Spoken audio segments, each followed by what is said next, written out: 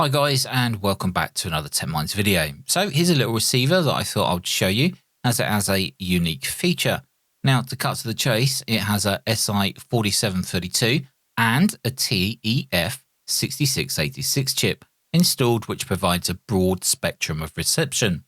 Now in total, that means it can cover FM, AM, SSB, broadcast radio and airband.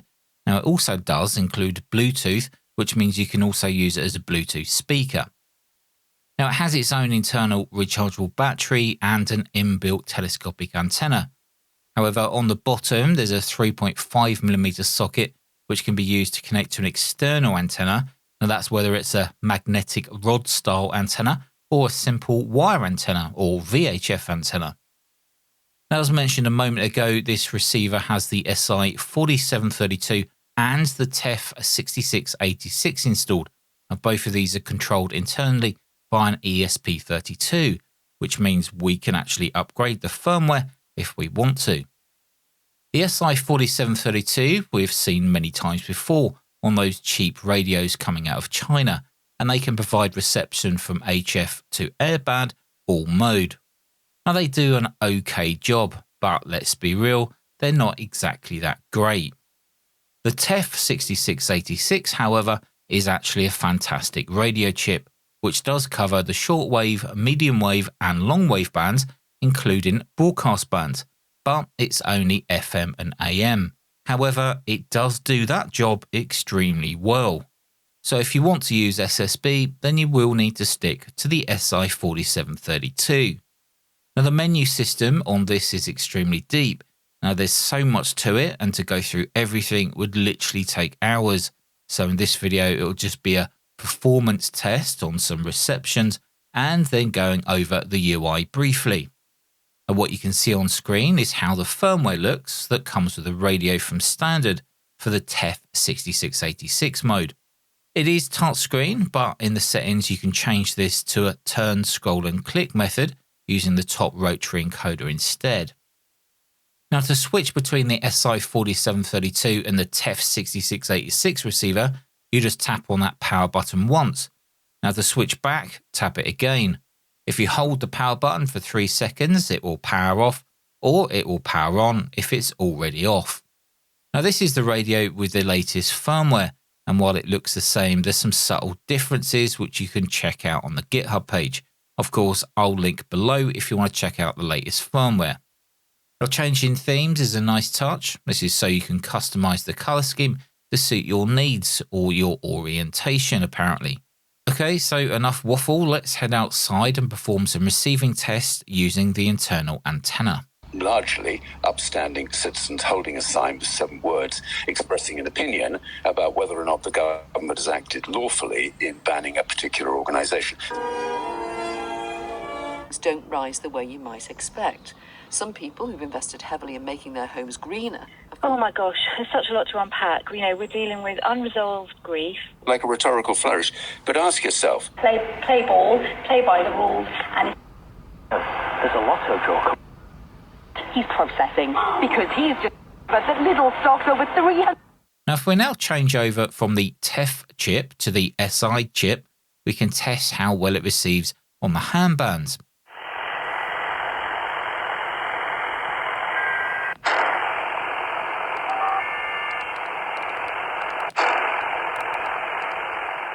Now sitting close to my house didn't appear to work that well, but moving myself towards the rear of the garden did actually improve things, even with the tiny telescopic antenna. Oscar Hotel, Oscar Colin CQ. India to Oscar Hotel, Oscar Colin DX20, standing by. The aerial was lowered yesterday. I wasn't on the air at all yesterday because it was quite windy. But the aerial, the mast has been put up again this morning.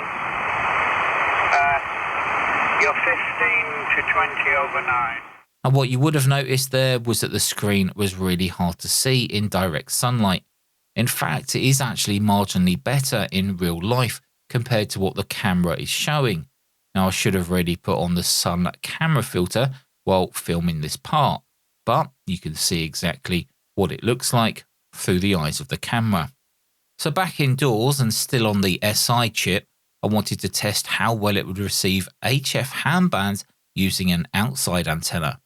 So I cobbled together some fancy adapter cable and managed to connect my end-fed half-wave antenna to that 3.5mm socket that's located on the bottom of the receiver.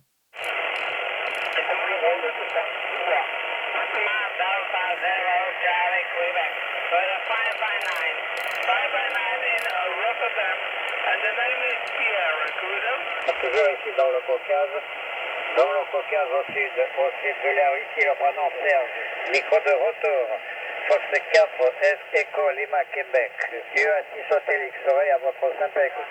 No problem. Thank you for 120. Good year, So what are my thoughts on this radio? Well, if you want a really good radio receiver for the broadcast bands, which has some neat little features like auto memory, Wi-Fi based station login with RDS, then this is really good. There are some FMDX features which I did not take too much notice of, and that's personally not my thing. My main interest in this radio was how the HF SSB reception performed. Now the TEF6686 really does make this radio stand out with its FM broadcast band reception, and that's along with its native RDS decoding. However, the SI4732 chip and its HF reception capabilities is nothing new here, nothing that we've not seen before in the past on other radios like the ATS range, for example. Now, does it work? Yep, it definitely works, and I was even able to receive HF SSB signals with its small telescopic antenna, even when the bands are dead. Now, it would have been interesting to see how this performed when the bands were alive and active, and see how it handled strong stations that are close to each other. Now, at the time of making this video, this costs around 80 UK pounds, and to be honest, I really do not know if this is worth the money. If it did not have that TEF chip, then I would say no, it's definitely not worth the money. But that TEF chip really does add some weight to the quality of the broadcast FM reception. Now, I did try receiving airband, but again, that did not work for me, but that could have simply been because of local QRM causing interference. I do occasionally suffer with that here, and the airband is pretty much wiped out. Unfortunately, today was one of those days. Anyway, that was just a brief overview of this radio receiver. And sometimes it's very difficult to get motivated by these things purely because there's so much better products out there. But of course, this channel's not only about showing you the good stuff, we also have to show you the bad stuff and the mediocre stuff too. Until the next one, take care of yourselves. I'll see you in the next video.